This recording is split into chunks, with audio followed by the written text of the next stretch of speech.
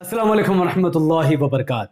अल्लाह के नाम से शुरू जो बड़ा कृपालु और अत्यंत दयावान है। जाकिर नायक को फीफा वर्ल्ड कप 2022 के दरमियान कतर में उनको विजिट करते हुए देखा गया। तो ये बात फैली कि आखिर जाकिर नायक कतर में क्या करने पहुंचे हैं। तो जवाब ये मिला कि जाकिर नायक को कतर में बुलाया गया फीफा वर्ल्ड कप 2022 के दरमियान ताकि वो लोगों को इस्लामिक लेक्चर दे सके और सही इस्लाम के बारे में लोगों को बता सके। अब इस चीज को देखते हुए हमारे देश भारत की गोदी मीडिया को चर्बी चढ़ गया, उनके पिछवाड़े में आग लग गई। देखिए ये रिपोर्ट, इंडिया टीवी देश के सबसे बड़ी गोदी मीडिया चैनल में से एक, ये कहती है कि शराब एलजीबीटीक्यू पर फरमान के बाद, एलजीबीटीक्यू आपको पता है लेस्बियन और गे जो समुदाय के लोग होते हैं उनको कहते हैं, कि अब दिखा जहरीला और भगौड़ा जाकिर नायक।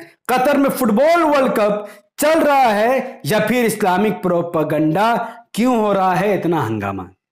अब जाकिर नायक को ये लोग जहरीला और भड़काऊ क्यों कह रहे हैं, इसके पीछे का रीजन है जाकिर नायक ने, इस रिपोर्ट के अकॉर्डिंग जाकिर नायक ने इस्लाम को, दूसरे धर्मों के प्रति इस्लाम को उन्होंने सर्वश्रेष्ठ बनाने की कोशिश की, जबकि रियलिटी यह है कि इस्लाम वाकई में बाकी धर्मों से सर्वश्रेष्ठ है, क्योंकि इन्हीं अंधभक्तों के पिताजी श्री श्री रविशंकर, जो कि हिंदू धर्म को दिखाने के लिए इस्लाम धर्म के धर्मगुरु जाकिर नायक से जनवरी 2006 में डिबेट करते हैं।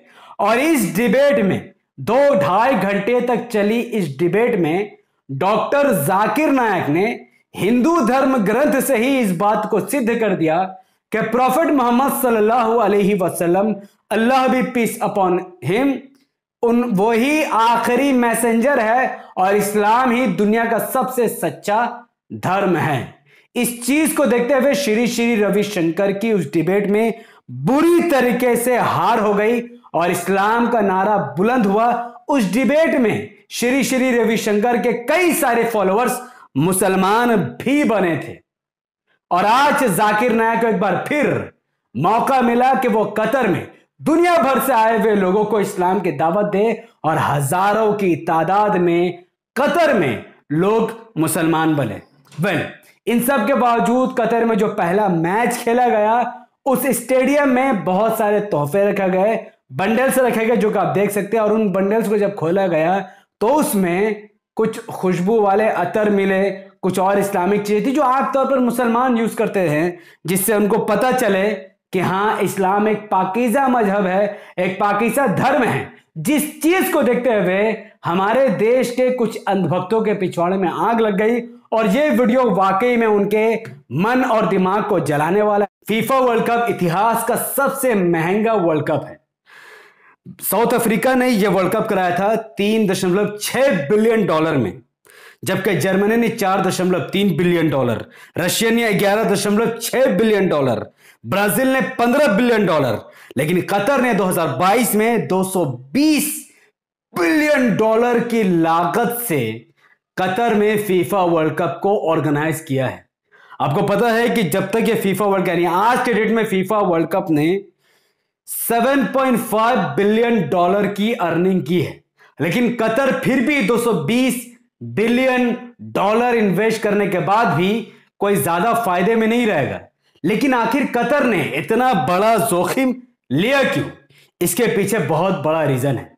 कतर ने फीफा वर्ल्ड कप करवाने के लिए अपने देश में 8 बड़े स्टेडियम का निर्माण किया। इन स्टेडियम को अगर आप ध्यान से देखोगे तो ये दुनिया की सबसे बेहतरीन स्टेडियम में से एक है। इनकी खूबसूरती का कोई मुकाबला नहीं है, इनके जैसा दुनिया में कोई तीसरा स्टेडियम मौजूद ही नहीं है। इतने पैसे इन्होंने बहाए हैं। कतर की सरकार को अच्छी तरीके से पता था कि अगर फीफा वर्ल्ड कप 2022 को वो किसी भी तरीके से कतर में ऑर्गेनाइज करवाते हैं तो दुनिया जहान से लोग कतर में फीफा वर्ल्ड कप देखने पहुंचेंगे, और जो लोग कतर में वर्ल्ड कप देखने नहीं आएंगे तो वो टेलीविजन या मोबाइल के माध्यम से जरूर इस वर्ल्ड कप को देखेंगे।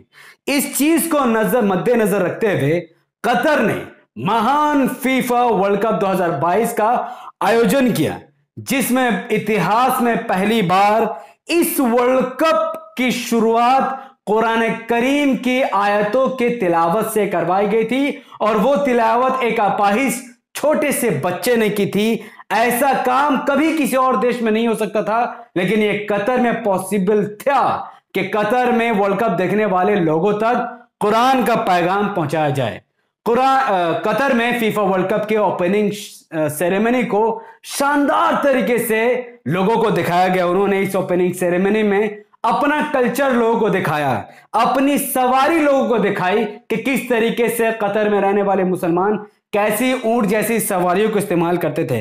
उन्होंने अपना ड्रेसअप, अपना बिहेवियर लोगों को दिखाया कि कतर के लोगों का बिहेवियर, उनका ड्रेस क्या उनको इस्लाम सिखाता है, लोगों तक उन्होंने पहुंचाई। शानदार प्रेजेंटेशन के बाद कतर के जितने भी होटल्स हैं, जितने रूम्स हैं, उन सब के बाहर एक बारकोड लगाया गया है। इस बारकोड को अगर लोग स्कैन कर रहे हैं तो उनको मिल रहा है कि इस बारकोड को स्कैन करने के बाद कुरान की कुछ आयत या प्रोफेट मोहम्मद सल्लल्लाहु अलैहि वसल्लम की कुछ हदीसें उनको पढ़ने को मिल रही, जिससे उनको पता चले कि रियलिटी में इस्लाम कितना शांति पूर्ण धर्म है। इसके बाद होटल के बाहर में कुछ नबी करीम सल्लल्लाहु अलैहि वसल्लम की हदीसें लिखवाई गई हैं। जैसे कि इस हदीस में नबी करीम सल्लल्लाहु अलैहि वसल्लम फरमाते हैं, कुल्लु मारूफिन सदका, every good deed is charity.